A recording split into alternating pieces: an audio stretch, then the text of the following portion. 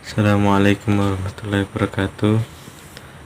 Di sini kami dari kelompok 5 mata kuliah Filsafat Pendidikan Islam ingin mempresentasikan makalah kami yang berjudul Hakikat Kurikulum Pendidikan Islam, yaitu saya sendiri Rizky Arif Wicaksono sebagai moderator dari jalannya presentasi ini, dan selanjutnya akan disampaikan materinya oleh Mas Adi.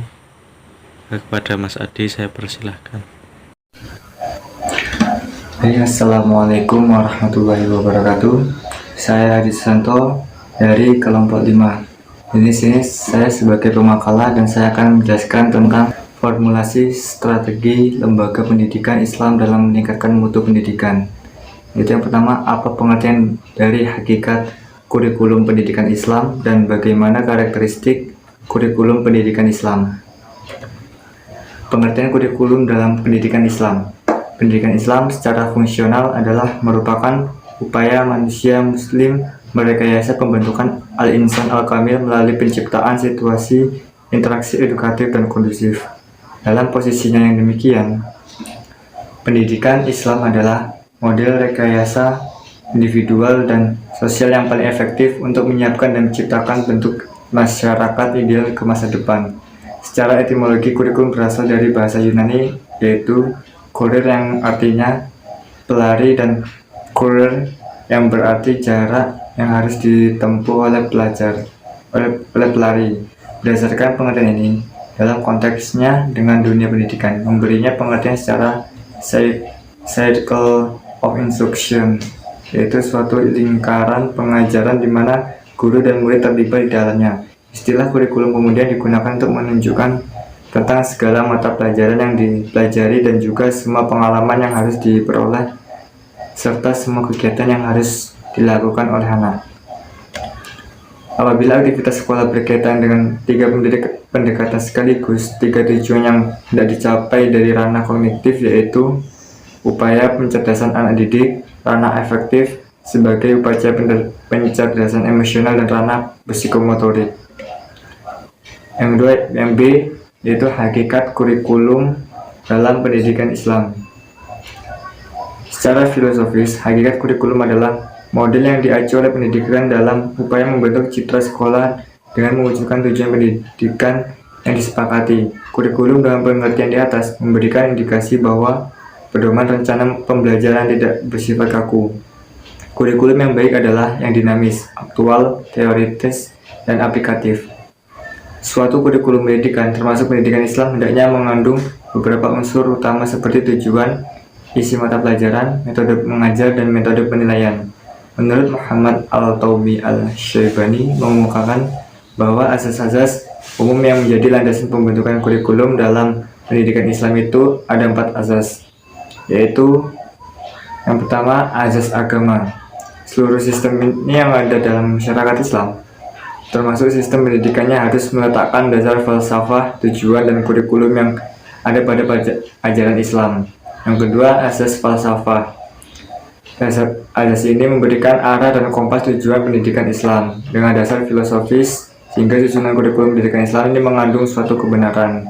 Yang ketiga, asas psikologis. Asas ini memberikan arti bahwa kurikulum pendidikan Islam hendaknya disusun dengan mempertimbangkan tahapan-tahapan pertumbuhan dan perkembangan yang dilalui anak didik. Yang keempat, yaitu asas sosial. Asas ini membentukkan kurikulum pendidikan Islam harus mengacu ke arah realisasi individu dalam masyarakat.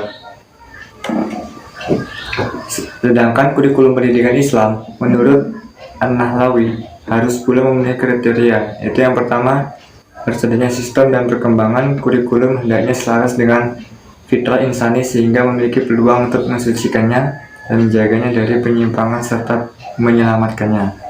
Yang kedua, kurikulum hendaknya diarahkan untuk mencapai tujuan akhir pendidikan Islam. Yang ketiga, yaitu pentahapan serta pengkhususan kurikulum hendaknya memperhatikan priorisasi perkembangan peserta didik maupun unisitas atau kekhasan, terutama karakteristik anak-anak dan juga jenis kelamin laki-laki maupun perempuan. Lalu Yang keempat yaitu dalam berbagai pelaksanaan aktivitas. Contoh dan nas yang ada dalam kurikulum harus memelihara kebutuhan nyata kehidupan masyarakat dengan tetap bertopang pada cita ideal Islami serta rasa syukur dan harga diri sebagai umat Islam. C. Karakteristik kurikulum pendidikan Islam. Secara umum, karakteristik kurikulum pendidikan Islam adalah pencerminan nilai-nilai Islami yang dihasilkan dari pemikiran kefilsafatan dan termanifestasi dalam seluruh aktivitas dan kegiatan pendidikan dalam prakteknya. Menurut Al-Syaibani, di antara ciri kurikulum pendidikan Islam itu adalah yang pertama, memurnikan tujuan agama dan akhlak dalam berbagai hal seperti tujuan dan kandungan kaidah, alat, dan tekniknya.